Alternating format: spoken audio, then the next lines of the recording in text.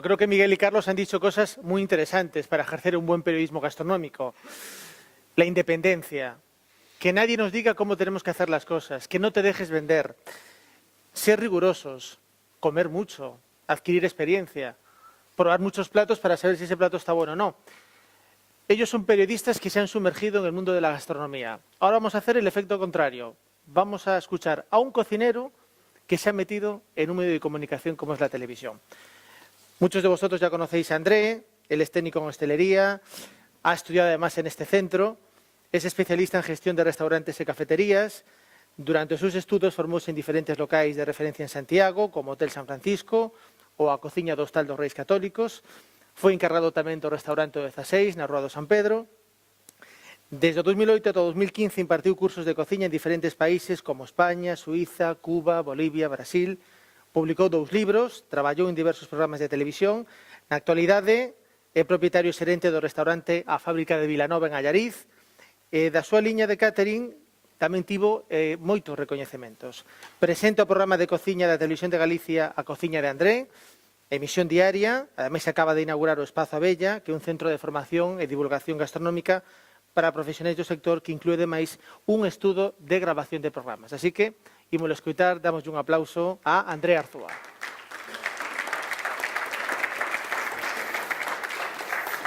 Gracias, capitán. Bueno, non sei se vos tes en disposición unha diapositiva. Aquí dentro. Feito. En cal é o... Vale, feito. Abres... Bueno, van a abrir. Bueno, antes de nada, bons días. A verdade é que é unha honra estar aquí na casa. Digo na casa porque foron ao final 5 aniños. Eu estudiei aquí, estudiei servizos. E, vamos, orgullosísimo. Vale, hai un ratiño, estaba falando con Ramiro e con Santiso, e falábamos eso, da guerra que nos daba, sobre todo Santiso. Nos daba guerra. Pero hai que admitir que valeu de moito. Vale, ainda comentaba yo tamén que pasado un ano, despois de rematar aquí a escola, presentábamos eu e máis un compañeiro da mesma promoción a un concurso de cotelería e eu chegaba xa co aspecto que teño hoxe. Pouco cambiei. A pesar dos kilos, o resto, pouco cambiei. E Santiso nada máis entrar pola porta e me dixo, onde vas así?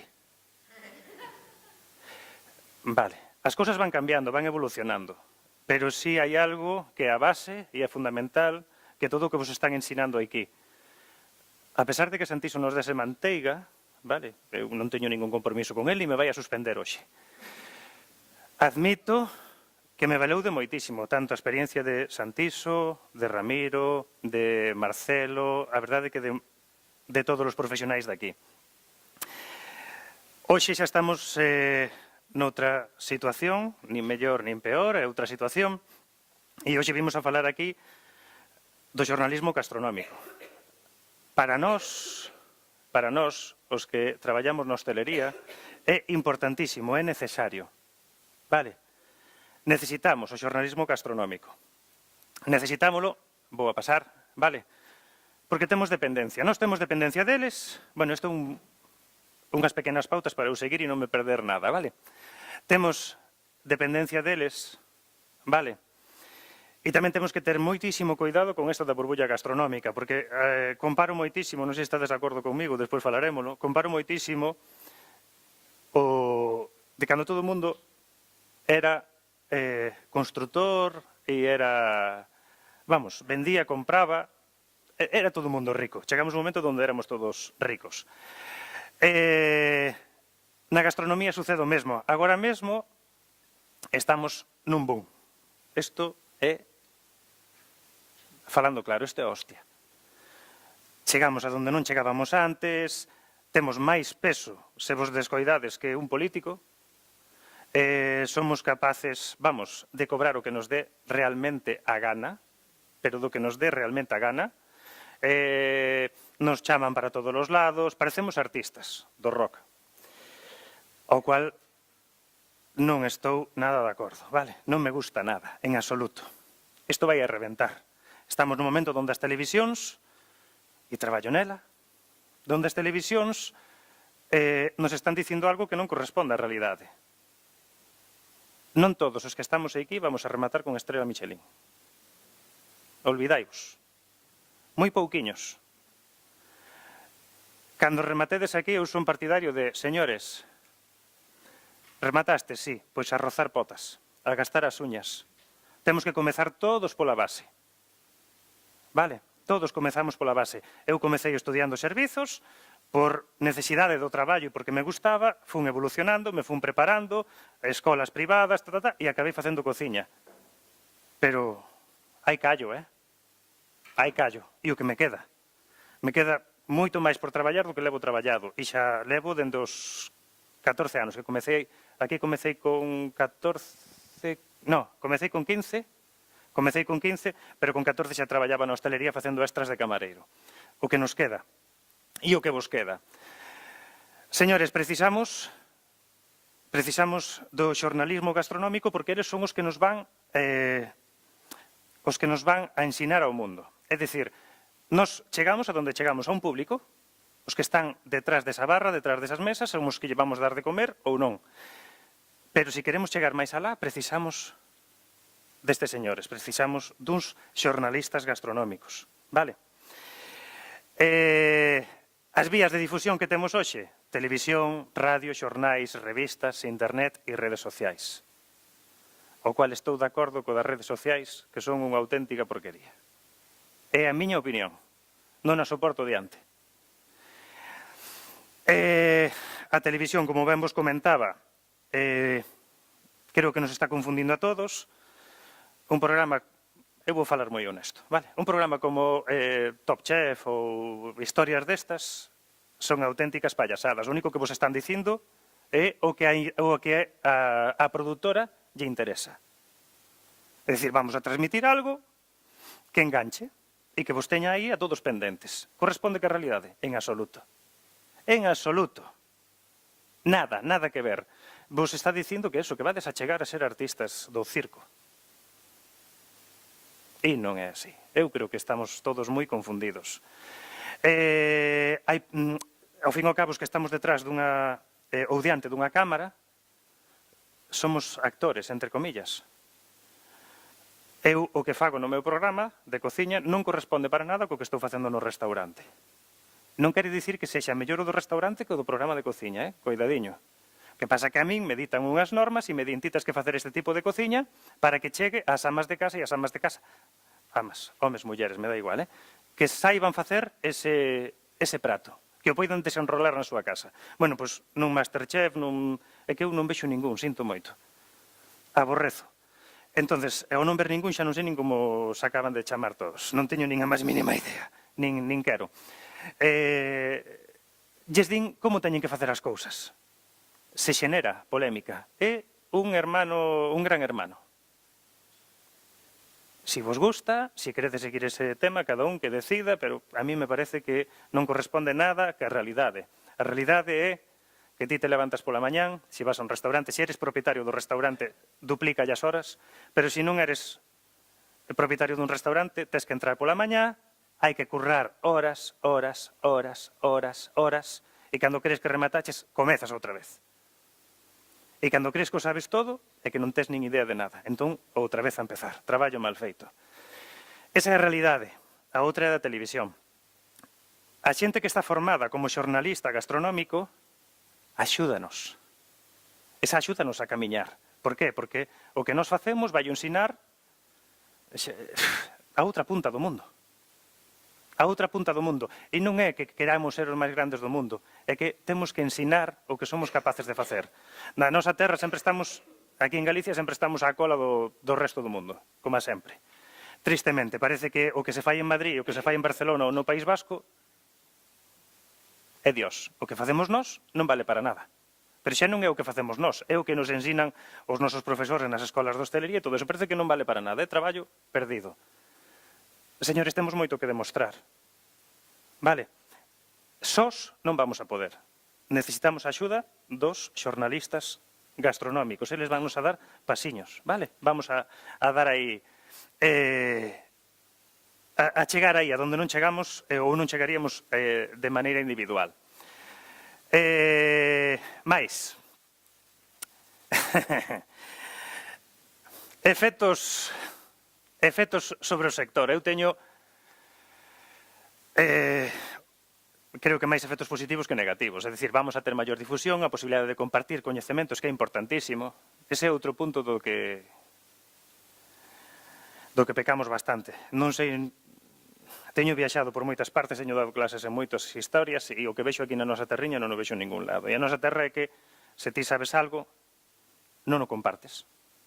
Hai uns días, con un gran amigo, lle chamo e lle digo, mira, podo comentalo, que é un gran amigo, unha gran persoa, con Javi Olleros, vale, do Culler de Pau. Chamo a Javi, necesito para tal día guisante lágrima porque me pediron para un evento moi especial e tal. E me di, mira, consígueo en esta persoa. Chamo e bueno, solo teño isto e tal. Bueno, pues a mí non me importa, o cliente que mo pide vai non pagar, sabemos que é caro. Me di, bueno, pues ahora tens que contactar con esta persoa. Cando chego a esa persoa me di, non che vou dicir onde está, onde os hai a vender. Por qué? É un segredo. Explícame, non entendo. Eu sou moi tonto ou ti eres moi listo, algo pasa aquí. Pois era un segredo, pois non o compartiu, ni puden comprar guisante lágrima porque non queremos compartir as cousas. Por que non vamos a compartir os coñecementos? Que pasa, nos vamos a quedar nun guisante lágrima? Nos vamos a quedar na elaboración dun plato? Señor, hai moito inventado, non vamos a descubrir agora América, xa está todo inventado. Entonces, este traballo todo implica que nos poidamos compartir cousas, que nos renovemos, que nos vexamos historias, que nos desplacemos a todas as partes do mundo e sigamos ensinando e ao mesmo tempo sigamos aprendendo. Parte negativa do xornalismo, por chamarlle de alguna maneira, é todas estas páxinas, como ben comentaba o compañeiro, TripAdvisor, Google non sei que, calquera pode opinar. E tristemente te poden destruir. Eu non lles fago moito caso. Teño críticas a punta pala delas, o sea, positivas. É curioso que a maioría son moi boas ou son moi malas. O punto intermedio non existe. Entón, cheguei á conclusión de que é destructivo. Isto é destructivo. É dicir, chega unha persona ali a comer ao restaurante. Tamén teño dos que non foron a comer. Chega a comer ao restaurante e, se está ben, está contento, e está tal, tratas de coidalo, de mimalo, marcha e non hai nin crítica en TripAdvisor nin nada. Entón, cheguei á teoría de que os que marchan contentos marchan para as súas casas, felices, non lle fan caso a estas historias, e os que realmente teñen ganas de destruir van a piñón. Fa! Estén ou non estén no restaurante. Non ten outra lógica máis que destructiva. La comida es poca, la comida está bien, esto no tiene el equilibrio de no sé qué, unhas cousas surrealistas. Unha das últimas é que solo sirven a clientes con dinero. Entón, non entendía nada de como sirven a clientes. Nos servimos a todo o mundo. Para nós, un cliente entra pola porta e servimos. Bueno, interprétate eso. Ahora, a xente que sigue esas redes ou eses medios ou esas historias, claro, pode chegar a confundirse, porque como que sirven a xente solo con diñeiro? Eu non o entendo. Ni non entendo, ni non comparto. Temos unha arma de doble filo. Internet con cabeza é a leche e sin cabeza é hiperdestructiva. Necesitamos ensinar os nosos produtos, os nosos valores, necesitamos rabuñar potas, necesitamos evolucionar, todo con cabeciña. Entón, todo isto... temos unha parte de ameazas, que eu tamén a sufrín. O último, marchamos a descansar o día 5 ou día 6 deste mes por vacacións. Entón chegou un señor, nos no momento do servicio procuramos bloquear a cafetería, porque senón é unha loucura, non? Ou unha cousa ou a outra. Bloqueamos a cafetería para poder dar o servicio. E Chega un señor, se senta na cafetería todo pancho e mire, disculpen, pero durante estas horas non temos servizo de cafetería porque estamos co comedor e entón queremos atendelo ben, queremos mimalo. Eu creo que o explicamos. É moi sinxelo, non? O sea, señores, non hai. Levantouse, puxose no medio do comedor, vouche poñer unha crítica en TripAdvisor. Non somos monicreques de ninguén. É un traballo moi honrado. Moi honrado. Nese momento se me cruzou o cable e lle dixen, poña usted o que queira. Mire, ten papel do baño ali atrás, tire do rollo, escriba a crítica que lle dé a gana. Vale, tire do rollo. Señores, esta é unha profesión moi digna. Dura. É dura. Son horas. Moitas horas. Ahora é espectacular, preciosa, divertida. Non vos ceñir solo a traballar en restaurantes con estrelas Michelin e que non teño nada en contra deles, que conste que para nós sigue sendo un premio, que che den unha estrela. Pero non pretender que todo o mundo pretender ir a traballar a restaurantes con estrela Michelin, porque non todo é tan bonito como parece. E será porque teño traballado nalgún e eu valoro moito máis, moito máis, o cariño co que se fan as cousas, vale? Que eso, que teñas unha estrela Michelin e que acaben a insultos contigo ou a empuxóns. Iso non vale, iso non xoga. Xa podes ter todas as estrellas Michelin que queiras. Que tamén pasa noutra banda, Os que non teñen estrellas Michelin e tamén te tratan da mesma maneira. Coidadiño, non nos confundamos. O que sí que quero decir, e creo que o entendedes, é que rematamos aquí a escola, sí. Vamos a traballar, vamos a aprender e evolucionar. O que teña que vir, xa virá. Eu creo que non me vou enrollar moito máis. En definitiva, con todo isto, necesitamos xornalismo gastronómico do de verdade. E o resto, que morra por si só, que creo que non lle queda moito, por sorte. Vale, pois agora, gracias e nada, nos toca debatir.